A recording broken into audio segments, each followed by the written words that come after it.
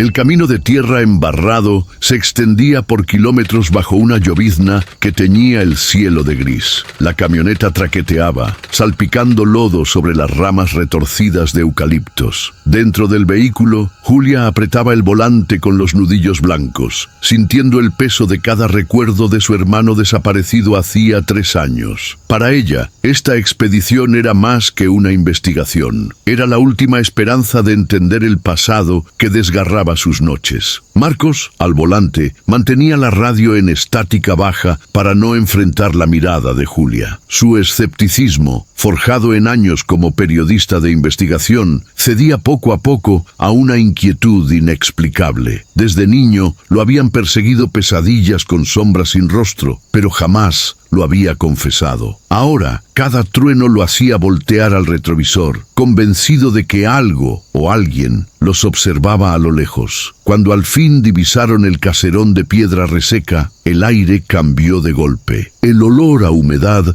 se mezcló con humo de leña añeja y penetró la cabina. Las paredes, surcadas por profundas grietas, hablaban de siglos de abandono, y los ventanales polvorientos reflejaban la silueta de un hombre enclenque que los vigilaba desde el porche. Antes de que reaccionaran, el hombre se desvaneció como si se hubiera encogido dentro de su propia sombra. Mientras alistaban el campamento en el viejo granero, apareció José, el casero de mirada huidiza, que les advirtió en voz baja: «Aquí nadie duerme en paz». Su voz temblaba como si quisiera ahuyentar algo que escapaba a su comprensión. Cuando Julia encendió la linterna, notó junto a la puerta una estatuilla de barro incrustada de clavos, esculpida con la forma de una mano retorcida. Marcos alzó una ceja, pero ninguno pudo explicar el escalofrío que les recorrió el cuerpo. La noche cayó con un silencio enfermizo. El chirrido de una rueda antigua en el granero, el aullido lejano de un perro solitario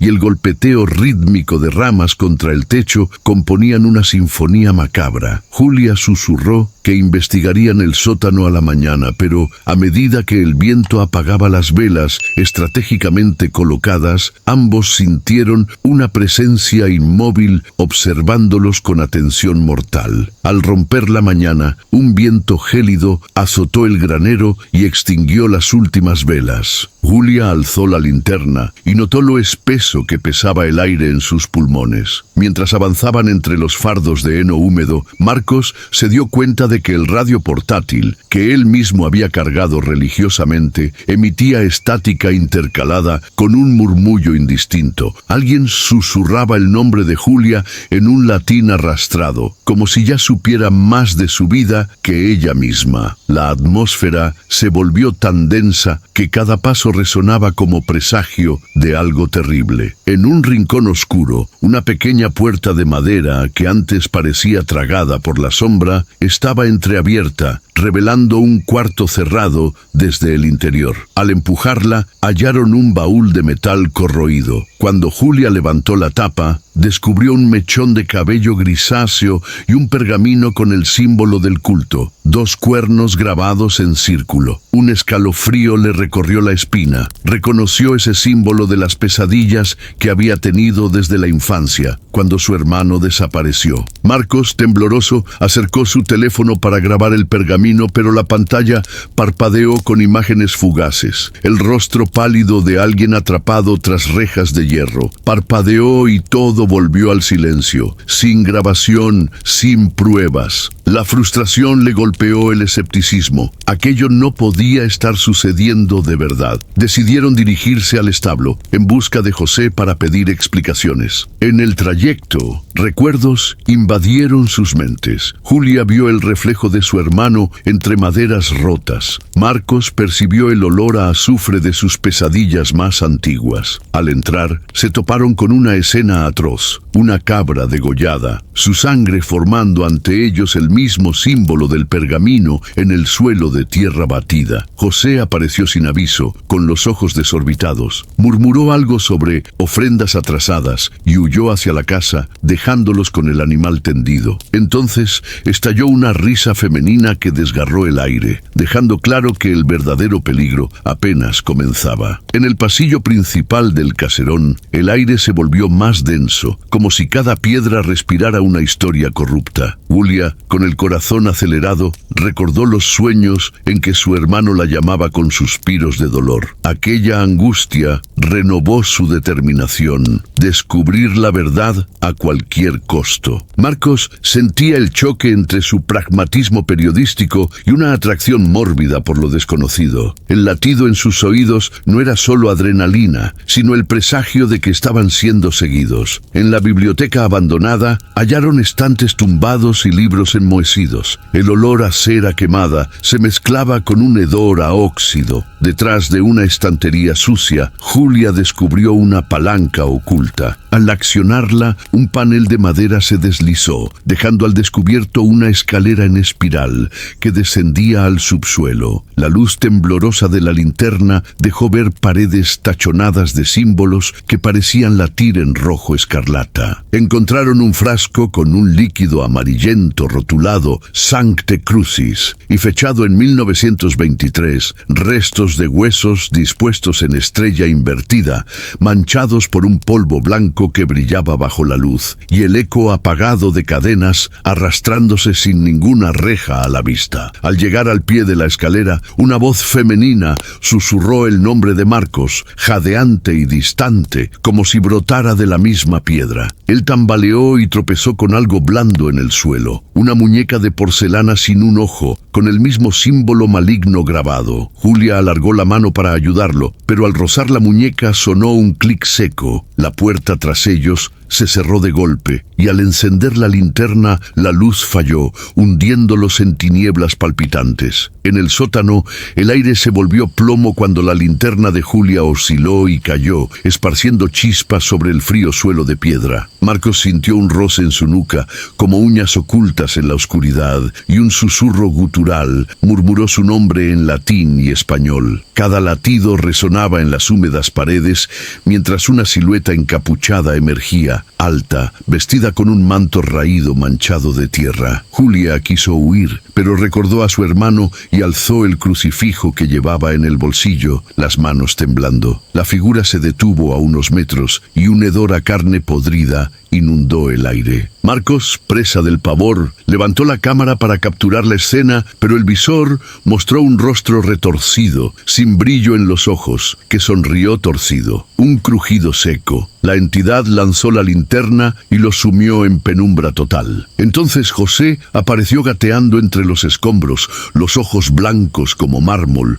blandió un viejo machete y los acusó de profanar lo sagrado. El filo arañó la pared, produciendo chispas que revelaron vetas vivas de símbolos brillantes. Julia empujó a Marcos contra el muro, pero recitó el exorcismo invertido del diario. Las palabras desesperadas hicieron que el machete cayera y José gimiendo entre lo humano y lo bestial. Al extinguirse el eco del canto, un viento helado levantó polvo en el suelo. La figura demoníaca retrocedió, disolviéndose en sombras que trepaban por las paredes. Permanecieron inmóviles, sabiendo que ese enfrentamiento era solo el inicio de algo aún más sombrío. La lluvia arreciaba cuando Julia y Marcos decidieron que era inútil esperar. Julia, temblando ante las palabras del diario del cura, sacó las llaves de la camioneta, pero descubrió que solo quedaba un juego, el que Marcos llevaba. El vehículo, averiado desde su llegada, parecía su única salvación, pero el motor no arrancó. Mientras corrían por el patio encharcado, el eco de botas tras ellos creció en un paso siniestro. Marcos sintió la culpa apretándole la garganta. Había negado el poder de esas fuerzas hasta ver la sangre de José en el sótano. Julia lo empujó cuando vaciló por un instante mortal. Al llegar al portón, notaron que el pasador había sido trabado desde dentro, como si la hacienda supiera viera cada uno de sus movimientos. Un relámpago iluminó símbolos recién pintados con sangre fresca en la pared.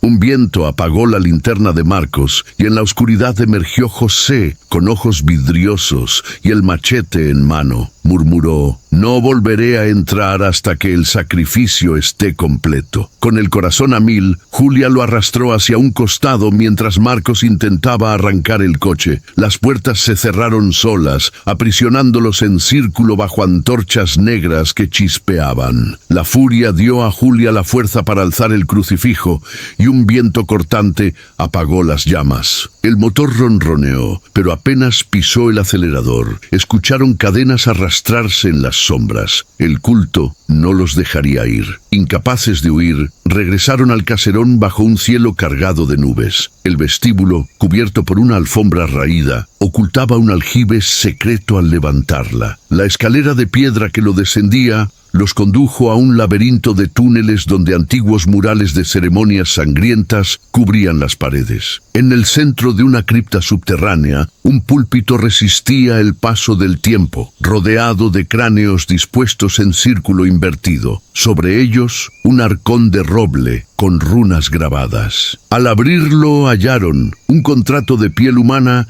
sellado en 1923 con las firmas corroídas de los fundadores del culto. Fotografías en blanco y negro de rituales con figuras encapuchadas sosteniendo velas negras bajo luna llena. Un relicario con un fragmento de cráneo infantil atado con alambre oxidado y un álbum familiar donde un retrato mostraba a una niña idéntica al hermano desaparecido de Julia. Al hojearlo, Julia se detuvo. No solo reconocía su apellido, sino rasgos fenotípicos que la vinculaban a los fundadores. La traición y la inevitabilidad la ahogaron. Marcos, dividido entre documentar todo y protegerla, comprendió que el pragmatismo no bastaba para enfrentar aquella maldición. El túnel tembló con el estruendo de cadenas y un susurro femenino resonó. La línea ha de restablecerse.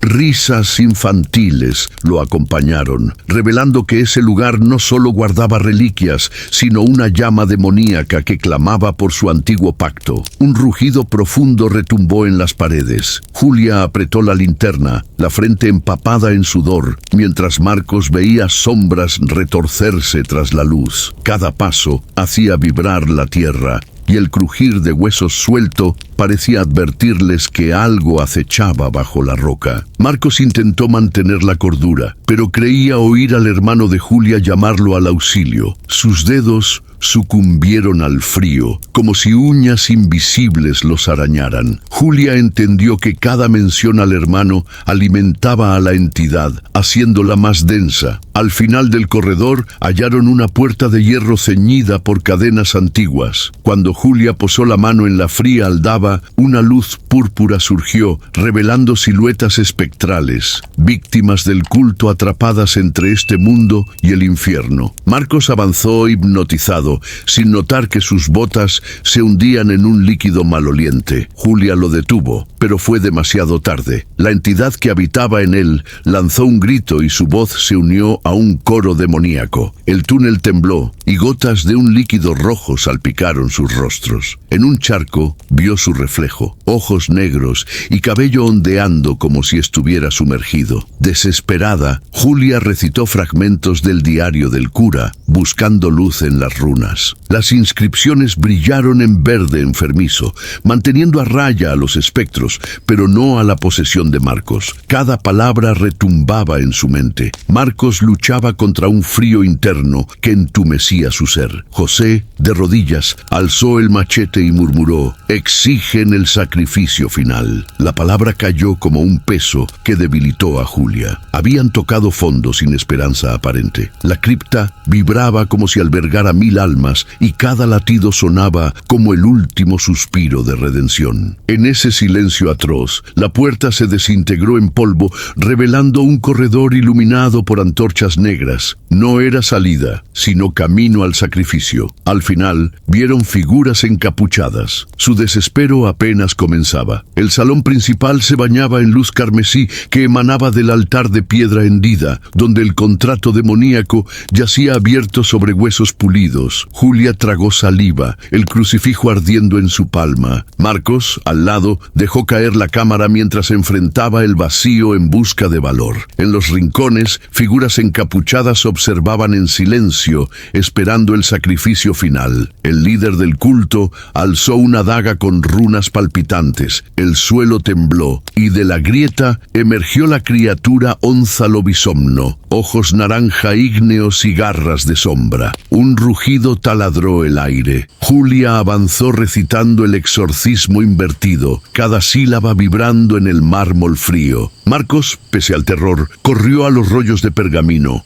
Arrancó el contrato. Las llamas barrieron las paredes, pero el papiro quedó intacto. José, en un último destello de lucidez, se interpuso y levantó el machete. Una luz verdosa lo envolvió, y la hoja cortó el pergamino con un estruendo puro que ahogó al coro demoníaco. Al romperse el contrato, Onzalobisomno lanzó un alarido que rasgó su esencia. El portal comenzó a colapsar. Marcos agarró a José, pero el casero, agotado, resbaló y desapareció en la cripta derruida, dejando un último gesto de redención. Cuando las columnas cedieron, Julia y Marcos huyeron por el corredor inundado de polvo, escapando por un pelo mientras el caserón se venía abajo. Al mirar atrás, vieron el símbolo del culto grabado en la piedra, latiendo con un brillo tenue, como si aguardara un nuevo renacer. Al asentarse el polvo y al clarear el alba, Julia y Marcos emergieron de los escombros. El aire, cargado de cenizas, se disipaba sobre la finca destruida, tablas calcinadas,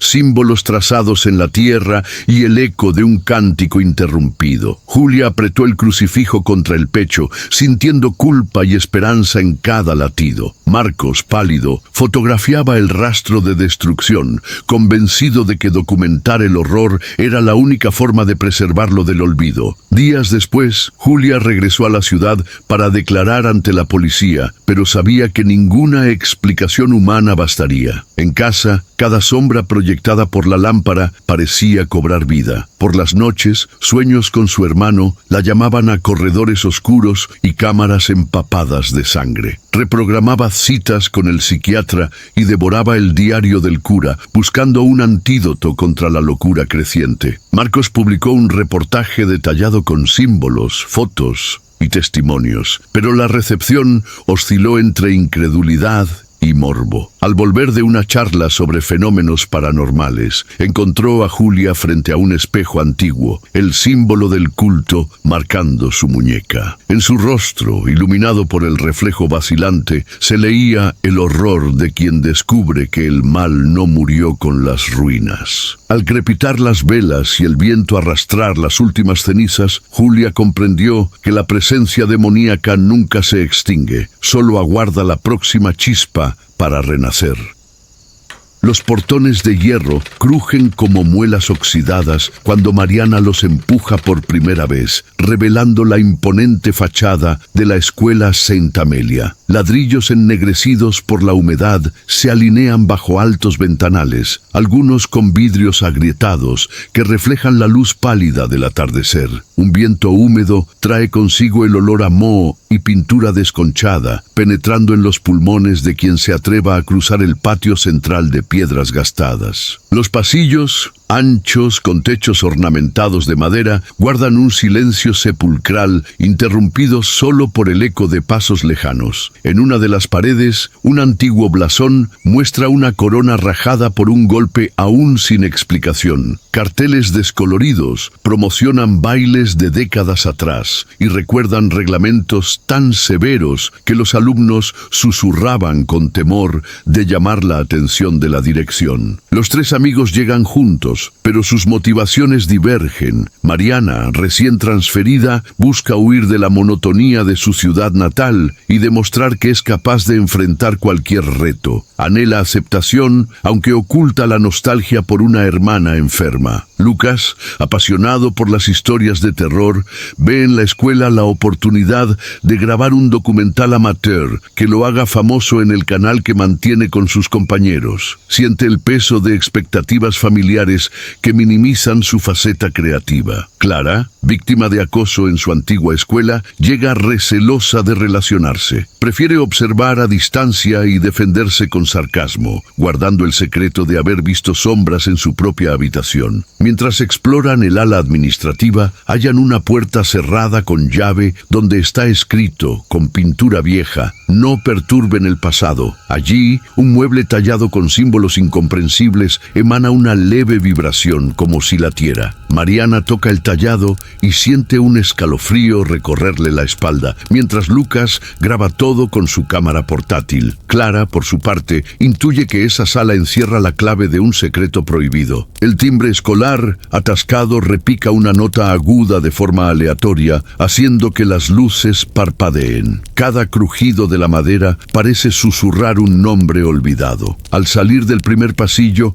intercambian miradas. La emoción inicial da paso a un silencio tenso, pues todos sienten por primera vez que la presencia que habita la escuela observa cada paso. Al terminar el recreo, el calor asfixiante se disipa de repente como si un velo gélido envolviera toda la escuela Saint Amelia. Un goteo irregular resuena por los corredores desiertos, atrayendo al trío hacia el ala este, donde antiguos casilleros en fila custodian material escolar mohosa. Al acercarse perciben las lámparas fluorescentes parpadean con un destello azulado, proyectando sombras que parecen bailar en las paredes manchadas. Una gota escarlata cae sobre el azulejo blanco del suelo y se expande hacia la base del casillero número 47, rompiendo el silencio con un chasquido seco. Un ruido metálico surge tras ellos, como si alguien arrastrara cadenas de hierro por el suelo de madera. Cada uno reacciona de manera distinta. Mariana inspira profundo, luchando contra las ganas de huir. Recuerda a su hermana enferma en casa y decide mantenerse firme para no desmoronar al grupo. Lucas apunta la cámara al casillero, emocionado por el impacto que podría conseguir, pero su entusiasmo tiembla en sus manos. Clara aprieta el crucifijo en el bolsillo, el único amuleto que la ha protegido, y su corazón se acelera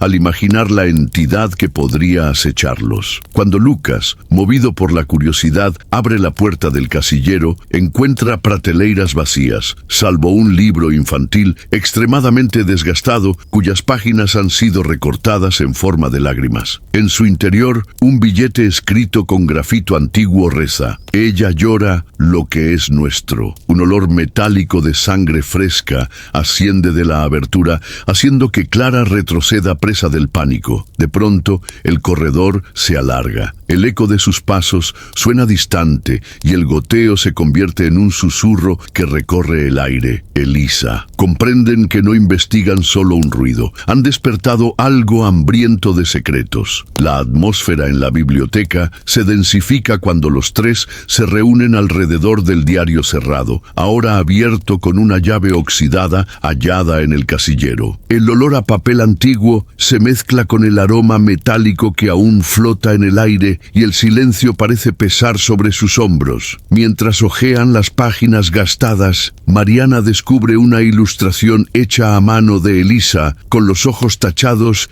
y líneas rojas deslizándose por su rostro, junto a la leyenda «El peso de la culpa» y anotaciones sobre ceremonias nocturnas en el sótano. Lucas halla notas en los márgenes que contradicen los anuarios. Elisa habría confiado un secreto a una compañera cuyo nombre está tachado en todas las páginas, sugiriendo traición entre amigas. Clara percibe, entre hojas sueltas, un fragmento de espejo roto que refleja su propia expresión de terror y vibra al tocarlo. Surge un nuevo conflicto. Mariana siente la responsabilidad de proteger el diario, pero teme que sea la llave para invocar algo aún más peligroso. Lucas debate entre grabar cada detalle o advertir a los demás sobre el riesgo creciente. Clara, alterada por el fragmento de espejo, sufre flashbacks de apariciones en su casa y cree que el mal la persigue más allá de los muros de la escuela. De súbito, la campana antigua suena de nuevo, acompañada por un rugido bajo, como si la estructura misma del edificio crujiera. Las luces titilan y un estruendo proviene del piso superior,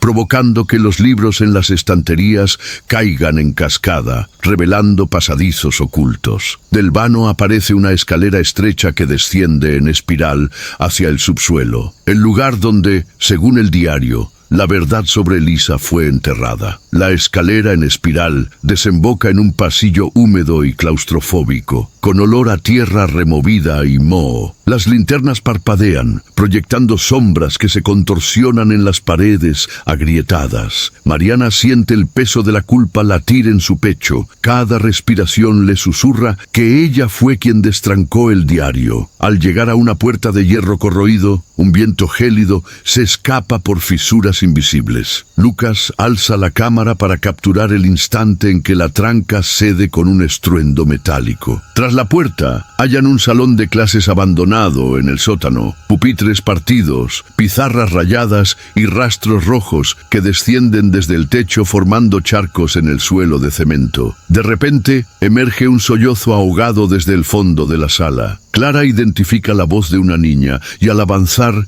ve a Elisa flotando a pocos centímetros del suelo. Su rostro es pálido como cera, las manos retorcidas y de sus ojos caen lágrimas de sangre interminables. Al abrir la boca, la entidad emite un lamento agudo que hace vibrar los huesos de los tres. Mariana queda paralizada, incapaz de reaccionar, mientras Lucas intenta grabar y la lente de su cámara se empaña como invadida por una niebla escarlata. Clara, dominada por el miedo, susurra una oración que se pierde en el aire pesado. La figura avanza y un toque helado recorre el brazo de Mariana, dejando un rastro quemante. Los pupitres caen a su alrededor, bloqueando la única salida, como si la sala conspirara para retenerlos. Sintiendo el pánico convertirse en furia, Lucas da un paso al frente y alza el diario, recitando sin comprender una frase: que la verdad libere al corazón aprisionado. Un destello súbito hace que el cuerpo espectral de Elisa se yergue hacia atrás. Sus ojos se aprietan y el llanto cesa en un segundo, como si absorbiera cada palabra. Luego, un grito silencioso irrumpe en una presión que los empuja contra la pared. Mariana aprovecha el impulso y con un empujón desesperado abre paso entre los pupitres. El pasillo se abre ante ellos como una garganta hambrienta y el último sollozo de Elisa los persigue. No saldrán vivos. Arrastrados fuera de la sala, descienden por la escalera mientras suenan cadenas tras ellos. Al emerger de la escalera, descubren que el corredor principal ya no es el mismo. Las puertas que antes llevaban al patio se cierran solas, como si el edificio los vigilara. Un viento cortante recorre el pasillo, trayendo susurros confusos que encienden la ansiedad. Cada uno enfrenta su dilema interior. Mariana lucha contra la culpa de haber abierto el diario, sintiendo que cada paso repite la voz de Elisa en su cabeza. Lucas, con la cámara casi sin batería, se reprocha por haber priorizado grabar en lugar de proteger a sus amigos. Clara, con la fe tambaleante, se aferra al crucifijo, temiendo que ni siquiera sus oraciones escapen de las garras sobrenaturales. El ambiente reacciona a su miedo. Las losas del suelo crujen al unísono con latidos invisibles bajo las tablas. Manchas de sangre reaparecen y gotean por las paredes, formando símbolos indescifrables. Retratos antiguos en los muros los miran con ojos vivientes, acercándose cuando no los observan. En un pasillo lateral hallan una puerta doble forzada. La esperanza surge, pero al empujarla, descubren un pozo estrecho que desciende hasta los cimientos de la escuela, bloqueando el paso. Cuando Lucas intenta iluminar la rendija con la linterna de la cámara, la lente se astilla y lo sumerge sumergen en una oscuridad casi total. Desesperados, corren de regreso a la escalera, pero Clara tropieza y se lesiona el tobillo. Mientras Mariana la sostiene, un viento feroz los impulsa contra el pasamanos. Lucas grita que sigan adelante, pero la incertidumbre lo hace vacilar. Al fin, llegan al patio y hallan el portón de hierro cerrado desde dentro, con cadenas recién forjadas que antes no estaban. La luna asoma entre las nubes, pero su tenue luz revela una figura esbelta en la muralla, observándolos con ojos brillantes. Retornan a la antigua dirección y hallan un gabinete de roble agrietado, lleno de papeles amarillentos y objetos centenarios. El aire se carga con el olor a barniz rancio y moho, y una débil luz de linterna dibuja arañazos en las paredes, como si alguien hubiese intentado escapar desde el otro lado. En la cima de una pila de periódicos, un recorte de 1923 narra la desaparición de Elisa tras un ritual de purificación llevado a cabo por docentes. Una caja de terciopelo guarda cartas intercambiadas entre Elisa y una compañera llamada Elena, cuyo nombre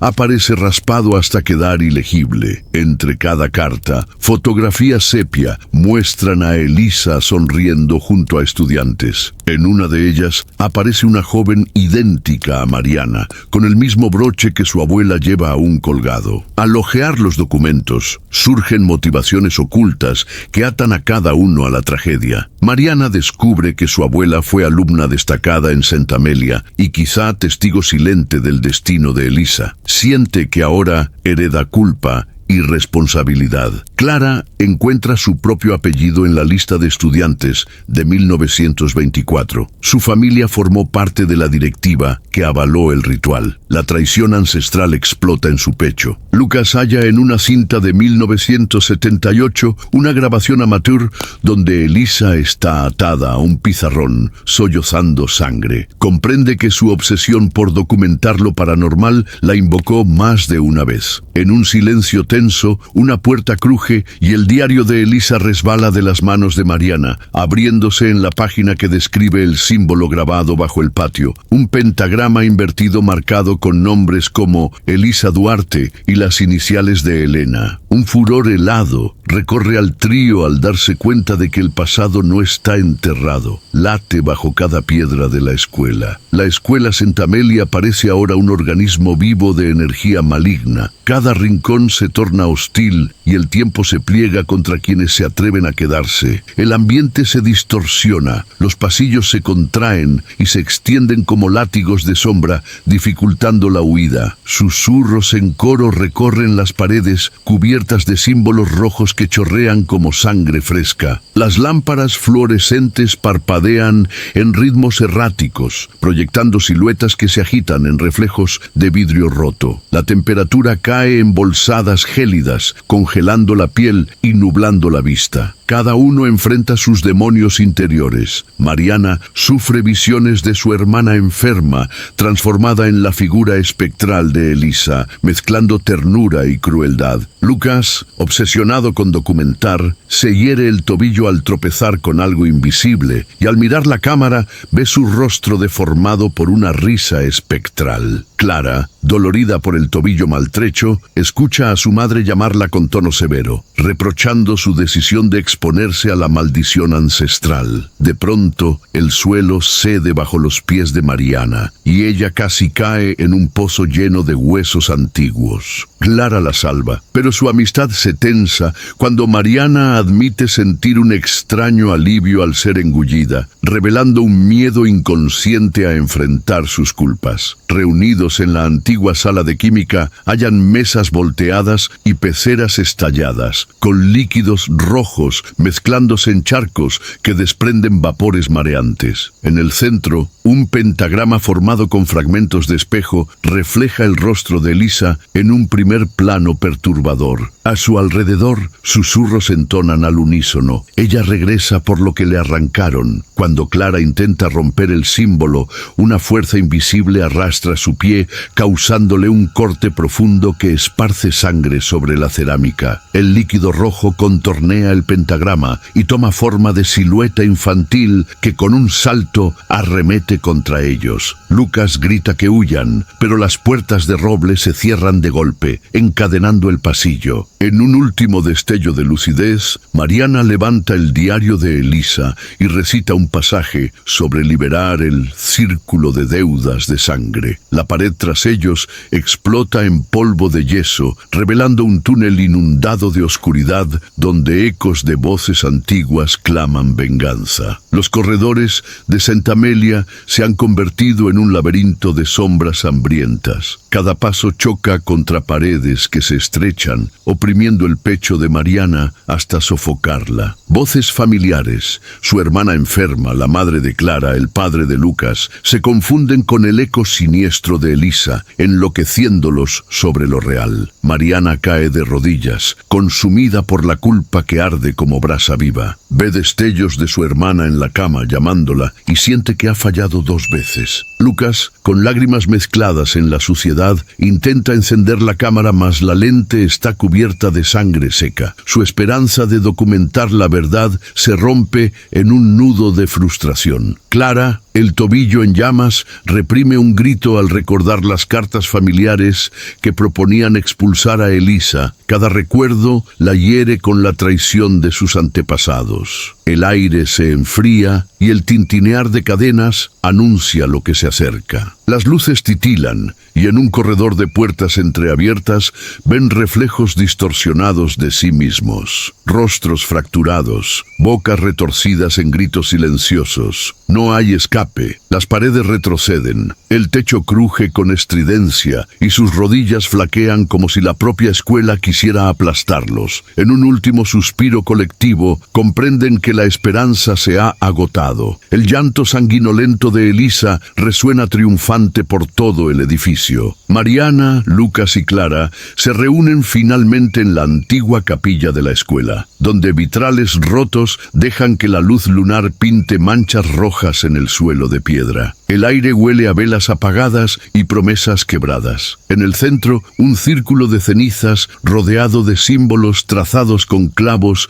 herrumbrosos aguarda su destino. Para intentar liberar el alma de Elisa, el trío reúne los objetos descubiertos. El diario de Elisa, abierto en el pasaje sobre el sacrificio que cura la culpa. Fragmentos del espejo usados en el pentagrama maldito. El broche heredado de la abuela de Mariana, grabado con el blasón de la escuela. El crucifijo de Clara, cargado de oraciones temblorosas. Mientras Lucas coloca la cámara para registrar el ritual, Mariana lee en voz alta. Las voces susurrantes se elevan en coro y el viento apaga y enciende las velas, como si el edificio reaccionara a los conjuros de un pasado corrompido. La figura espectral de Elisa surge en el arco gótico, sus ojos vacíos rebosando lágrimas de sangre. Cada uno enfrenta su prueba interior. Mariana siente a su hermana enferma emerger tras Elisa, reprochándola por elegir la aventura en lugar de cuidar de ella. Clara oye a profesores ancestrales gritar desprecio,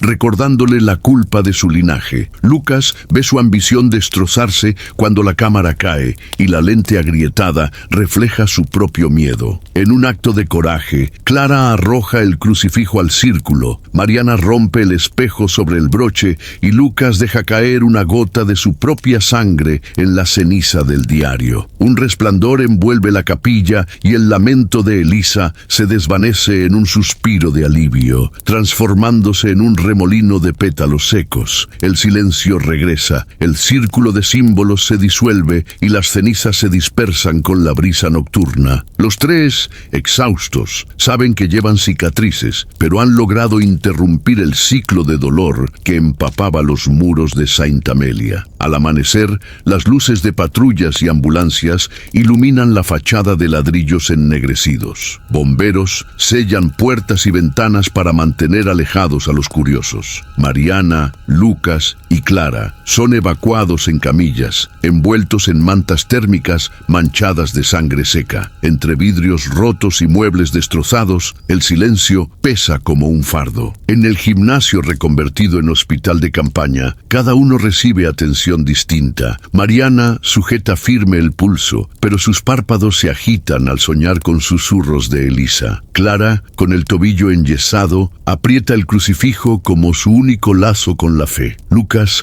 deshidratado y agotado, mira el video que se detuvo en el instante más aterrador, temiendo exponer la historia y convertirla en un espectáculo. Días después, enfrentan nuevos desafíos. Mariana visita a su abuela, quien se estremece al ver el broche manchado de cenizas y comprende que los secretos atraviesan generaciones. Clara regresa a casa, donde sus padres no entienden las heridas que marcan no solo su piel, sino su alma. Lucas duda en publicar el documental, temiendo que exponer la verdad aprisione la memoria de Elisa en un circo de espectadores. A pesar de la aparente calma, la escuela Santa Amelia conserva su poder. En sueños, Mariana contempla el rostro pálido de Elisa sonriendo entre los escombros. Clara se despierta al escuchar un susurro helado. Aún no ha terminado. Lucas revisita sus archivos y descubre un fragmento de audio no grabado por la cámara. Una risita infantil que emana del silencio. Al final, comprenden que la verdadera fuga no consiste solo en dejar el edificio atrás, sino en enfrentarse a las deudas de sangre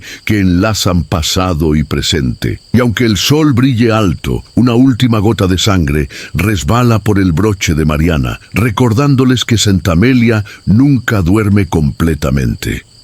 La noche caía pesadamente sobre la colina, envolviendo la mansión en un velo de niebla ondulante entre árboles retorcidos. Cuando Clara, Lucas, Adriano y Sofía cruzaron el portón oxidado, su chirrido prolongado pareció despertar algo adormecido en las antiguas paredes. El jardín, repleto de rosales marchitos y estatuas cubiertas de musgo, exhalaba un olor a tierra húmeda mezclado con un leve rastro de humo antiguo, como si alguien hubiera encendido un farol allí hace siglos. Mientras avanzaban por el sendero de piedra, cada uno cargaba el peso de sus propios fantasmas. Clara confiaba en que dominar lo inexplicable redimiría la imagen de su hermana desaparecida. Lucas ansiaba pruebas que lo convirtieran en referente de investigaciones paranormales. Adriano, escéptico empedernido, quería demostrar que todo miedo hallaría explicación racional. Y Sofía, médium sensible, temía no controlar sus visiones, agotándose con cada presencia espectral. Al llegar al vestíbulo, el suelo de mármol agrietado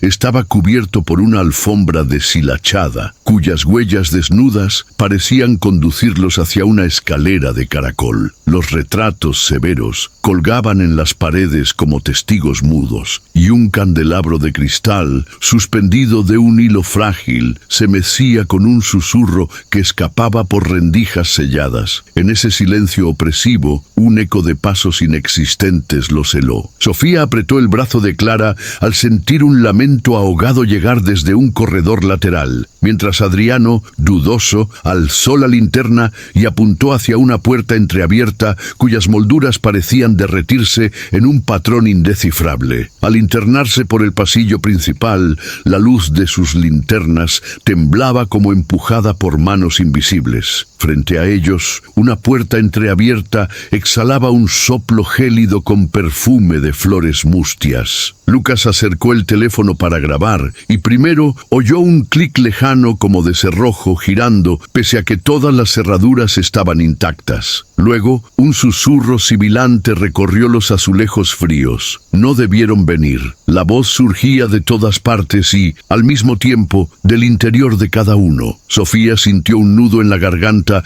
al vislumbrar la fugaz silueta de un niño abrazado al espejo al fondo del corredor. Adriano, empeñado en racionalizar, tocó el batiente helado para buscar corriente de aire, y tras él oyó el crujido de madera. Al darse vuelta, halló huellas húmedas que no existían cuando pasaron. Aquellas marcas conducían a la puerta entreabierta sin rastro de autor. Mientras Clara, presa de la urgencia, empujaba el batiente, descubrieron una pequeña sala de juguetes. Una mecedora oscilaba sin viento ni ocupante y un osito de felpa con un botón en lugar de ojo los observaba con aire desafiante. Lucas intentó fotografiarlo, pero su pantalla solo mostró una F antes de apagarse. En ese instante comprendieron que permanecer allí los convertiría en protagonistas de un terror recién iniciado. Salieron de la habitación para internarse en un corredor forrado de paneles de madera antigua, iluminado por linternas que descubrieron notas de polvo y telarañas. Clara sintió el pulso agitarse al hallar un papel amarillento pegado a la pared con su nombre escrito en letras temblorosas. Lucas alzó el celular para capturar la escena, pero la cámara parpadeó con un rostro indefinido antes de colapsar. Al final del pasillo, al mover un libro hubo un clic seco y una estantería se deslizó, revelando un despacho minúsculo. Allí hallaron diarios con páginas manchadas de sangre reseca, un frasco de líquido oscuro con tufo a hierro y un boceto de figura encapuchada trazando círculos en torno a una lápida. Mientras Sofía leía en voz baja sobre el sacrificio de las 4 testigos, las linternas fallaron y un coro de susurros infantiles y graves resonó. Ya forman parte del libro. Cuando la luz retornó, todo parecía intacto, salvo un pergamino doblado que marcaba pasillos inexistentes en el plano original. Al empujar la puerta que conducía al sótano, la madera chirrió como un cuerpo herido, el cerrojo salió disparado y un viento gélido brotó del vano. Detrás, una lápida semienterrada y la silueta esbelta de una entidad emergieron de la oscuridad. El candelabro estalló en cristales cortantes que relucieron al reflejar ojos espectrales. El espejo que portaba la figura mostró a Clara el rostro pálido de su hermana pidiendo auxilio. Lucas ordenó retroceder y emprendió grabar sin éxito. Sofía apenas soportó el contacto con marcas de uñas sangrantes que aparecían y desaparecían en la pared. Adriano no pudo ocultar el temblor en su voz al enfrentar esa sombra viviente. Un estruendo sacudió los cimientos y escombros sellaron la salida, dejándolos atrapados en un corredor vivo que se alimentaba de sus propios miedos. La lluvia azotó los vitrales astillados y el pasillo cedió ante sus pasos, revelando abismos bajo la madera. La marreta de Lucas cayó al vacío tras un crujido final y una voz susurró: elijan el dolor o quédense para siempre. Al buscar refugio en la sacristía, las puertas se cerraron con fuerza sobrenatural. Antorchas palidecían y relucían según un pulso desconocido. Se separaron en corredores distintos, acosados por risas infantiles y señales que erosionaban la confianza mutua. En lo profundo de la biblioteca oculta, Sofía descubrió una losa de piedra con inscripciones mixtas. Al levantarla, hallaron diarios de los Morganti y reliquias del pacto original, ofrendas tribales corrompidas por promesas de sangre humana. Con horror, leyeron que romper el acuerdo sin completar el sacrificio condenaría a la maldición a reclamar su propia sangre. Divididos entre destruirlo todo o recrear el ritual, la mansión reaccionó. Puertas crujieron, el aire se espesó y una voz entonó lenguas olvidadas. Los corredores se inclinaron en ángulos imposibles. Goteos de un líquido oscuro formaron charcos que reflejaban pesadillas. Estatuas se desmoronaron en lamentos infantiles y un niño de rodillas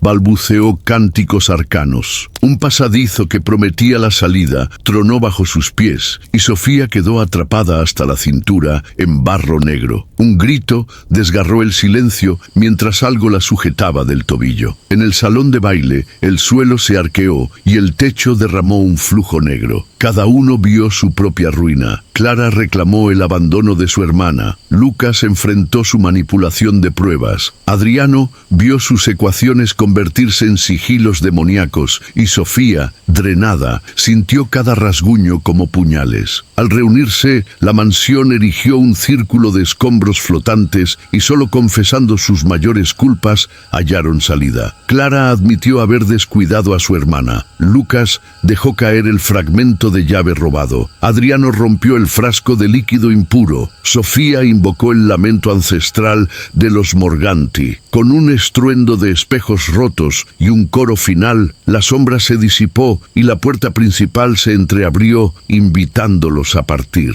Al amanecer, caminaban hacia el portón cubierto de hiedra, marcados por hollín y cicatrices emocionales. Clara prometió encontrar a su hermana y transformar su dolor en esperanza. Lucas renunció a sensacionalismos para narrar verdades. Adriano abrazó el misterio con respeto. Sofía aprendió a filtrar sus visiones. El portón se cerró tras ellos con un crujido final y en el camino resonó un susurro infantil. Hasta pronto.